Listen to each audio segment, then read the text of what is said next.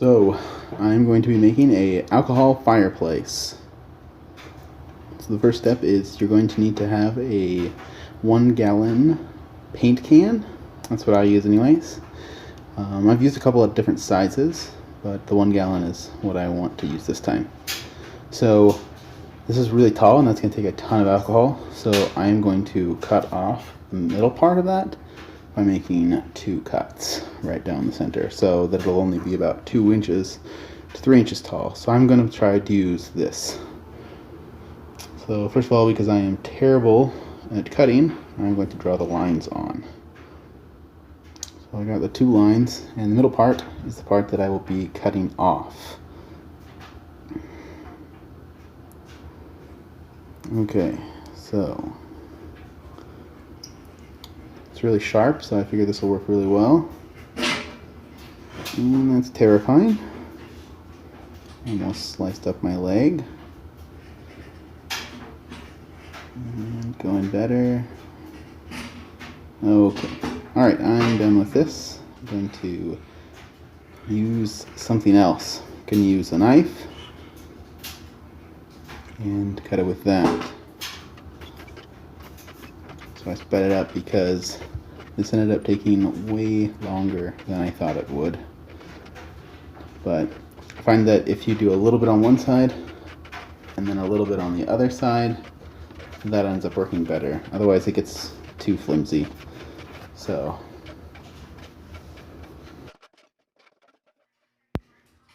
once you have the cut all the way through, just pull the last part off. And then you're going to have the top and the bottom part. So the bottom part needs to go inside of the top part. So to do that, we're going to need to fold this over a little bit so it's a little bit smaller. So you just make a little crease in there, and then it folds over.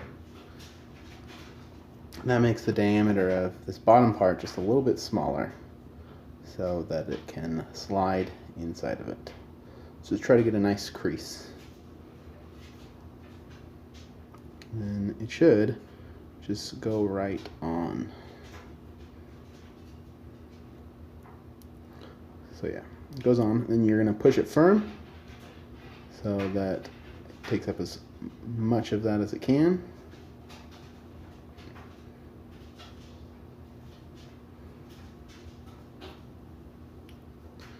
And then you're just going to flatten it out on the inside.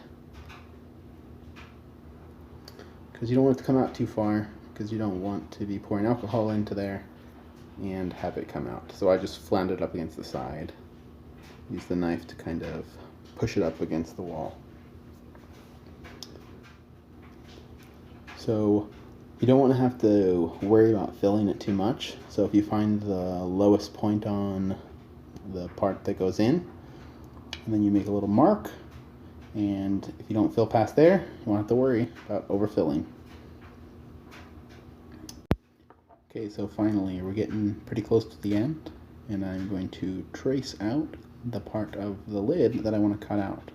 This is where the wick is going to go in so that it can soak up some of the alcohol. So I make it about this thick because that seems like about a good thickness so that it draws up enough alcohol. And then we're just going to cut out the lid.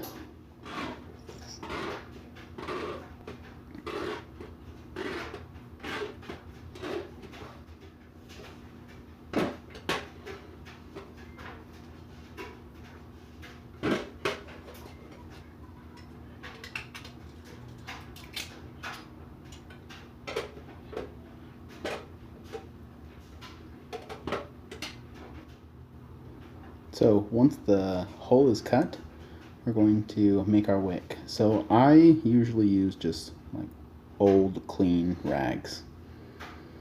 You're going to want it to be able to go through the hole, so I ended up folding this one over like 3 or 4 times so that it goes through.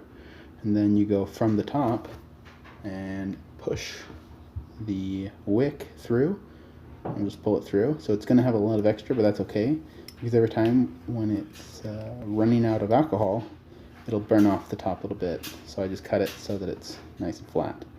And just place it back in. So with the alcohol, there's two different kinds that I use. The 91%, which burns a little higher and a little warmer, but it also burns faster. Then there's a 70%. This is the one that I generally use. It doesn't burn quite as high or as hot, but it burns for a little longer, and it's a lot cheaper. So I recommend that, but sometimes I bust out the 91% if I want it to be bigger and a little bit showier. So either one works great, but the 70 is cheaper. So I wanted to make mine look nice. Excuse my shirt, I was a pirate for Halloween. But you just place rocks all around the can until it looks nice and until it looks how you want it.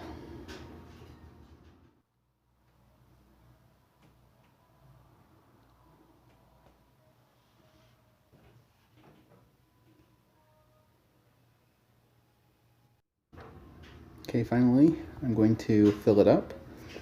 I ended up using about half of the bottle, and I find that burns for quite a while.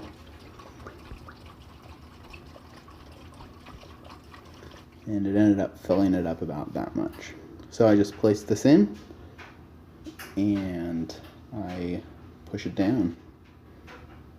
So I have a wet rag here. I throw that over the fire to put it out. I'm gonna make something that looks nicer later.